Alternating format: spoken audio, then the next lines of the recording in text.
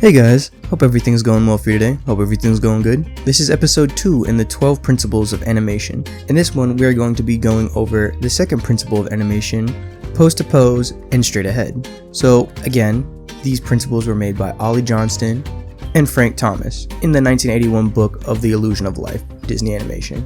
So the second principle of animation for pose to pose and straight ahead is a little bit more different than the squash and stretch method. Whereas, say for instance, we're going to be in the background, as you can see, because I am a fight choreographer animator, we're going to show you a fight scene. Pose to pose is where you have one pose, then the next pose, and then a different pose.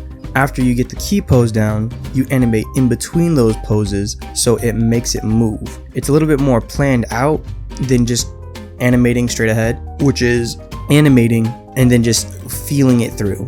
You need a sense of experience a little bit with that one, where you've animated for a good amount and you can see you follow through a punch. You have to have a sort of intuition when it comes to it. And when you're trying to do that, you have to think about, okay, well, I'm just gonna go pose to pose. It's more like sort of a feeling, like you're just animating a feeling of how it goes instead of an idea in your head. Whereas with the key to key one, you have to animate one pose and then the next pose, and then you have to animate the in-betweens to show how that one pose got to the other pose. And that's pretty much what the pose to pose and key to key frame is. That is the essential baseline for the second principle of animation. As you can see in the background, you can see two different examples of me having the animation animated, where it is one animation where I did the keyframes, and you can see it's a little bit more planned out, a little bit more structured in its way of how it does it. And I believe this is how people do it in the animation production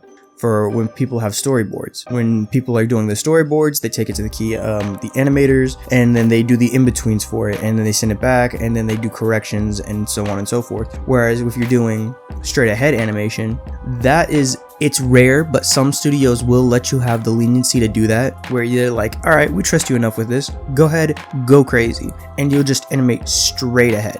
But again, that takes a good amount of intuition and some practice in order to get that right, because if you don't, it can look really weird, it can look very sloppy, it just doesn't look very professional if you don't know how to do it. You have to have a lot of easing, you have to know how to ease, you have to know how to do pick up the pace. It's just also just trying to get a better feel of it. But if you can get those down and you have your basic principles and structure on how to ease in, ease out, make it faster, pick up the pace, it actually is way faster to do it straight ahead. Whereas you're just kind of doing it key pose to key pose. It can get a little bit boring doing key pose to key pose every now and then if you're working in the animation industry.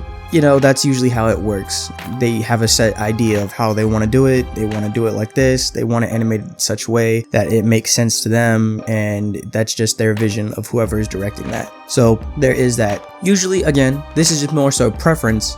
Animate how you feel like, because if you're doing it as like a hobby, you don't have to worry about it too much. You can do that and you won't have to worry about having to deal with, oh, you need to fix this, you need to correct that, and all that stuff. Me, I'm a bit of a perfectionist when it comes to stuff like this, so I always try to critique my stuff and I always try to get better, just so you know I get hired all along in the future for different clients and stuff like that.